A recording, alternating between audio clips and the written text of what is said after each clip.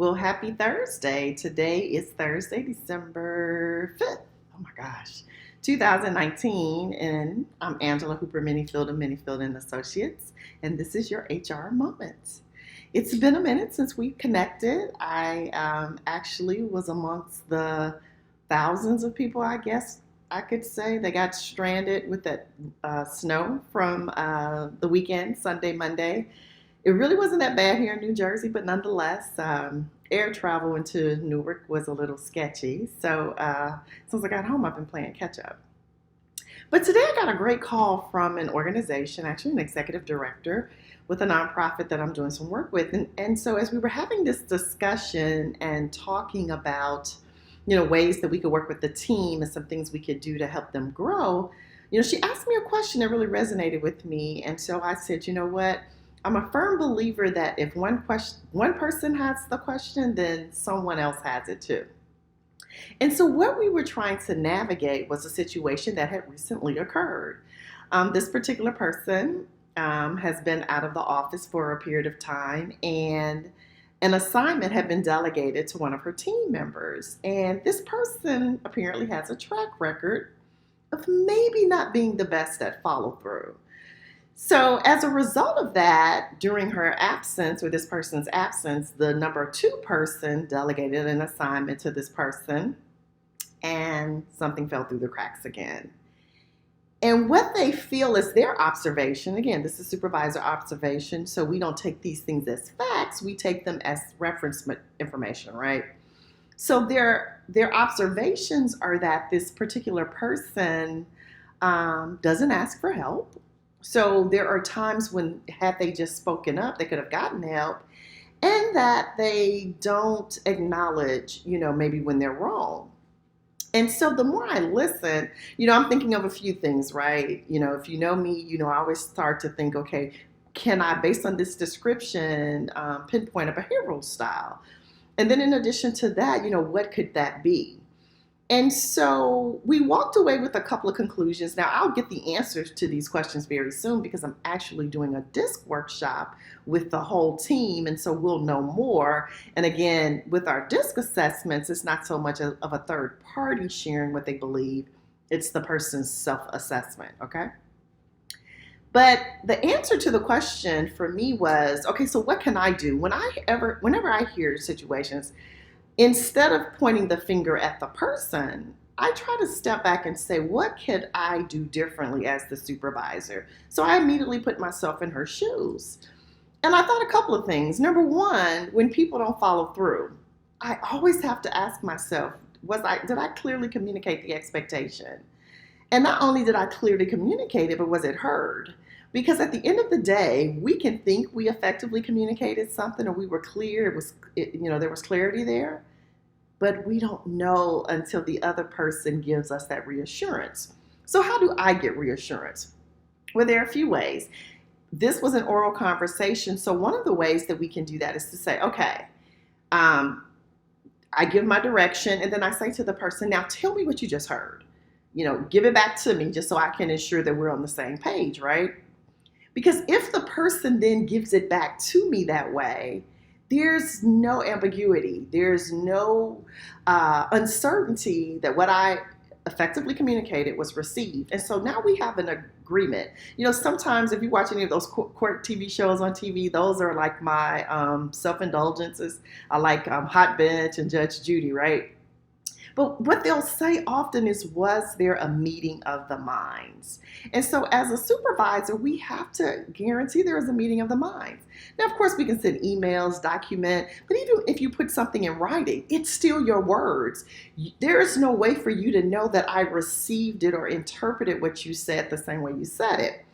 So that little extra layer to the conversation to get clarity, so just so we're good, repeat it back to me, tell me what you just heard, yada, yada, yada. That tells me the comprehension, not did they read the email, did they see the email, did they get the email, did they say okay? Because the other thing that was said was, well, this person sits in meetings and they nod their head and they say okay. Well, my immediate reaction is, well, okay or nodding your head is not an indicator of agreement. I could just be nodding my head because I heard you. You know, people nod their head because they're being cordial. Think about it. Have you ever interviewed a person and they're giving you an answer and you just kind of do this and nod your head? People do it all the time. I actually, a little segue, one time had an interview panel with some of my team years ago when I worked for the government, and one of the people on the panel nodded their head through the entire interview. Well, fast forward, this particular guy who we interviewed didn't get the job. And when he filed the complaint for age discrimination because he was over 40, and we ended up hiring somebody in their 20s. So he was in a protected class. But what he said was, and I quote, "I know my answers were correct because one of the guys sat there and nodded the whole time." And I said, oh my gosh. So we don't know what that nodding indicates, right? So again, this supervisor is telling me, just like this guy in this interview, the supervisor said, well, he must have agreed or understood me because he nodded his head the whole time. No, he didn't. He's just nodding. You know, that's reflexes, human nature. People just do.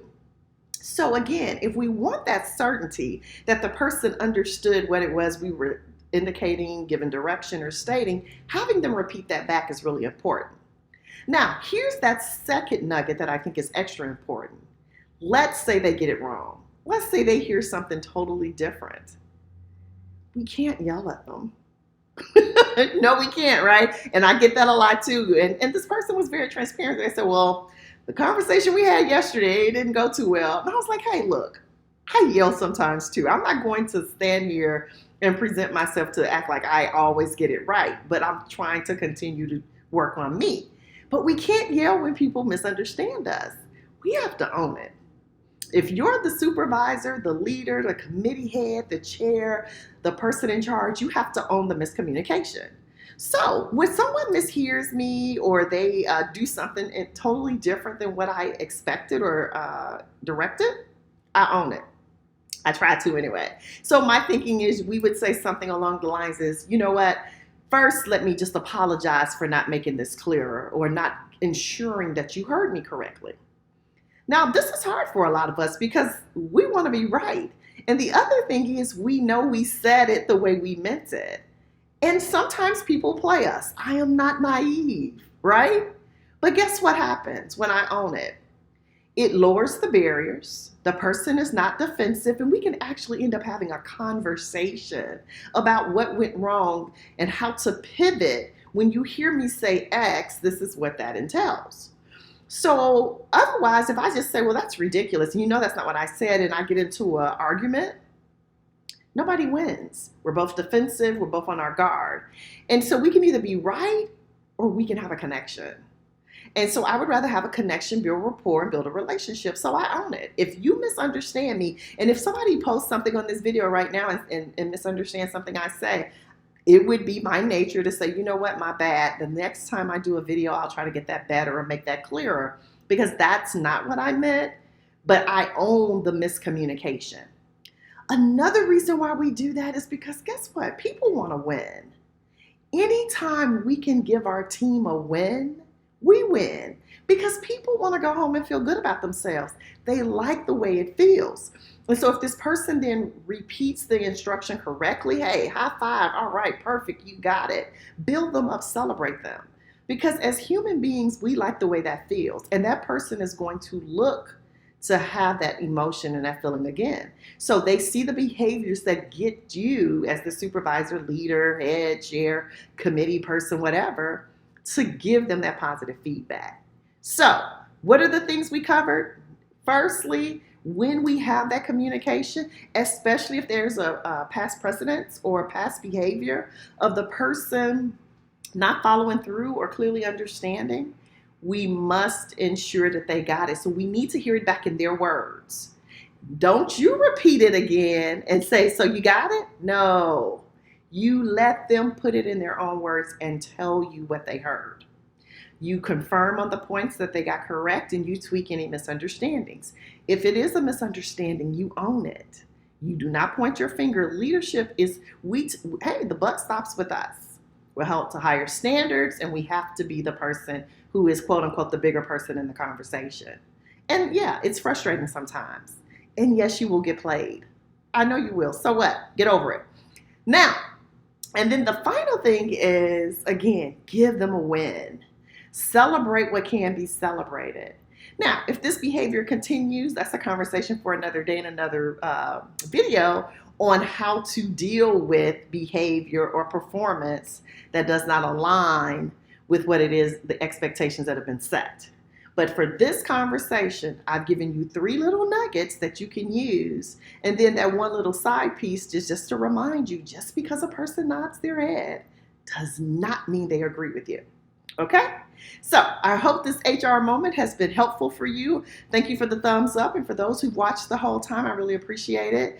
We look forward to seeing you tomorrow. We'll talk a little bit about how we represent our organizations. Take care, everybody. Happy Thursday. Again, my name is Angela Hooper-Menifield, and this has been your HR Moment with Menifield and Associates. Have an awesome Thursday evening, and I'll see you soon. Bye.